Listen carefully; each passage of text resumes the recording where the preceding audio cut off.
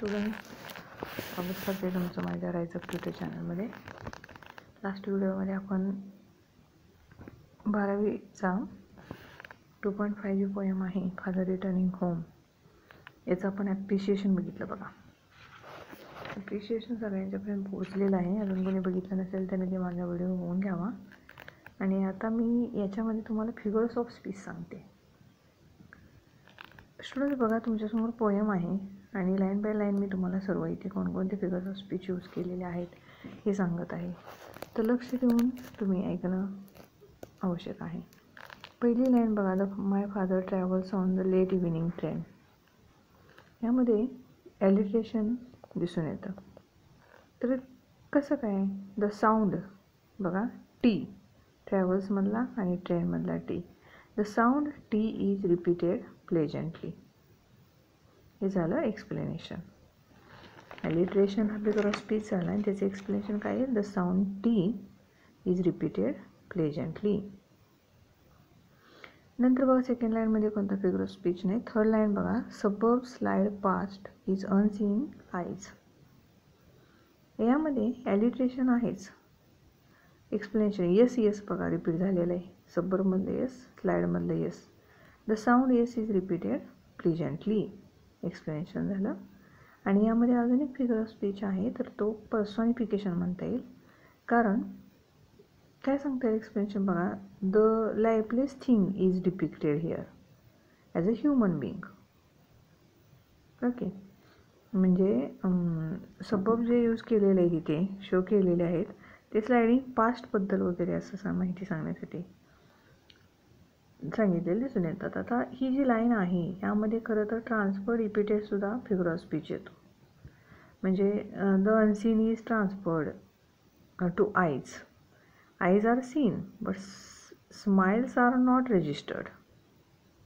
Okay, so transfer repeated is used here. The adjective past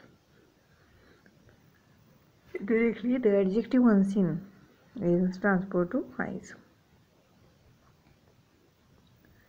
Next line बघा लगेच खालची, his shirt and pants are soggy and his black raincoat. यामध्ये ॲलिट्रेशन पुन्हा येतो.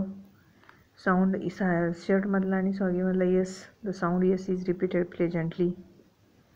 नंतर यामध्ये तुम्हाला दिसून येईल मेटाफोर आहे. मेटाफोर ब्लॅक रेनकोट इज म्हणजे कम्पेअर केला, इनडायरेक्टली कम्पेअर्ड डलनेस म्हणा, डलनेस वगैरे असं. त्याच्यानंतर बघा आता लगेच पुढची लाईन घ्यायची, stained with mud and his bag stuffed with books. यामध्ये पुन्हा alliteration S S sound, stain आणि स्टफमधला. The sound S is repeated presently. Next line घ्या बघा, is falling apart his eyes dimmed by age. यामध्ये तुम्हाला metaphor दिसतो, METAPHOR. इथे काय इनडायरेक्ट कंपॅरिझन केलं आहे तर आईजचं केलेलं आहे. कशाशी? टायर्डनेसबद्दल. Eyes are indirectly compared with tiredness. Okay, it's become dim tiredness by age. Then next बघा लाईन लगेच, fade homeward through the humid monsoon night.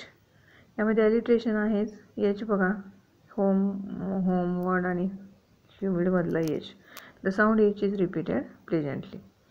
Plus transport repeated पण आहे. तर यामध्ये रिपीटेड काय, तर humid is word transport to weather to the night. Okay, next line बघा, एक लाईन गॅप देऊन, like a word dropped from a long sentence. यामध्ये बघा सिमिली आपल्याला दिसून येतो.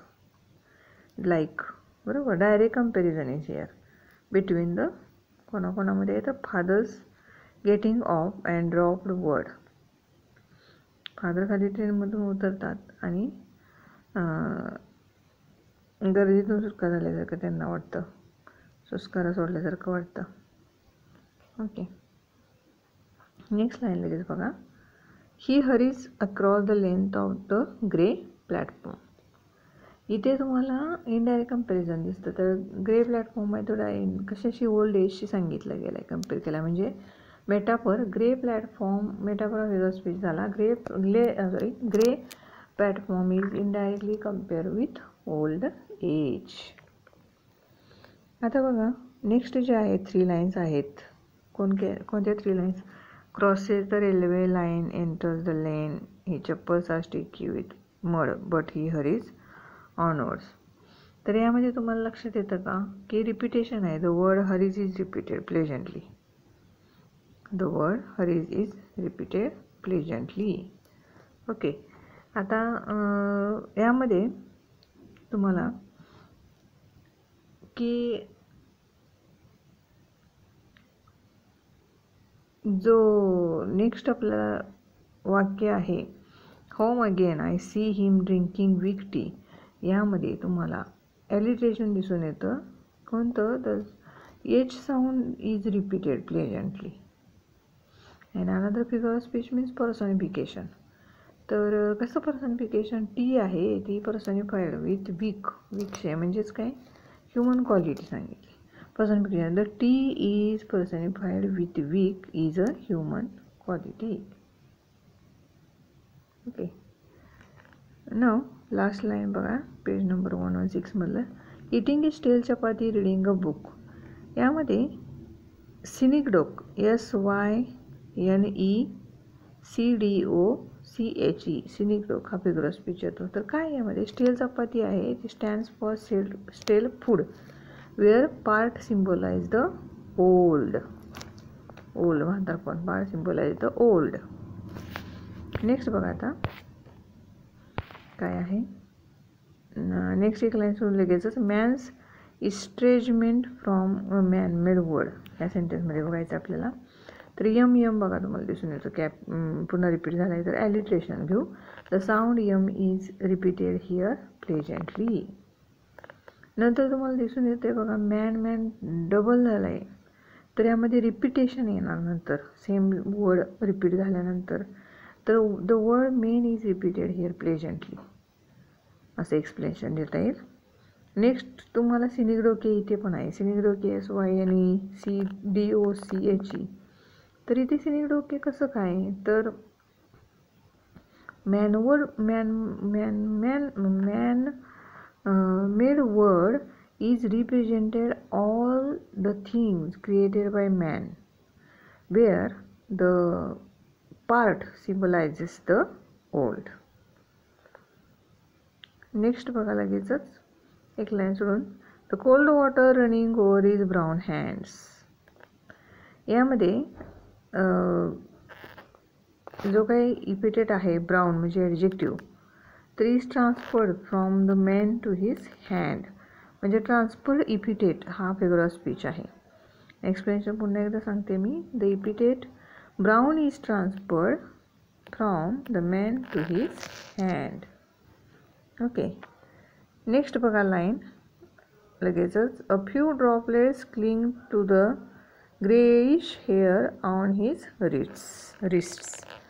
यामध्ये सिनिकडोक SYNECDOCHE. तर यामध्ये सिनिकडोक कसं? तर the word greying hair represents father's old age here. Okay. In our poem where the plot symbolize the old.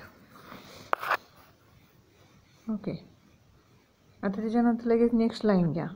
He sullen children have often refuse to share. यामध्ये alliteration येतो कारण सलनमध्ये S आणि शेअरमधला S. The sound S is repeated here pleasantly. आणि यामध्ये सिनिकडोक पण येतो कारण बघा कसं सांगता येईल एक्सप्लेनेशन. तर jokes and secrets are represented including बरोबर all normal conversation between father and his children where part symbolize the old. Okay. नाव त्याच्यानंतर एक 2 लाईन सोडूनचे नंतर आहे listening to the static on the radio dreaming. यामध्ये बघा ओनोमॅटोपोइया ONOMATOPOEIA हा फिगर ऑफ स्पीच येतो. तर यामध्ये वर्ड जो स्टॅटिक आहे तो खरं तर टर्निंग साऊंड्सला रिप्रेझेंट केला रेडिओच्या, turning sound of radio. The word static word, कोणता? स्टॅटिक हा वर्ड. ओके, रिप्रेझेंट केला. The word static represents the turning sound of radio. Okay students, तर पुढे 2 लाईनचे काही फिगर ऑफ स्पीच होत नाही. तर ह्या पोएमचे आपल्या फिगर ऑफ स्पीच झालेले आहेत, क्लिअर झालेले आहेत. पुन्हा तुम्ही हा व्हिडिओ बघून समजून घ्या. एक्सप्लेनेशन दिलेलं आहे, कोणता फिगर ऑफ स्पीच आहे तो दिलेला आहे. नेक्स्ट आपली जी पोएम आहे मनी, ह्याचं मी लगेचच आपलं अप्रिशिएशन घेऊन पुढे तुमच्यासमोर सादर होणार आहे. So don't forget to subscribe my channel, and those who are not seen till now, please see my channel, see my videos. Thank you.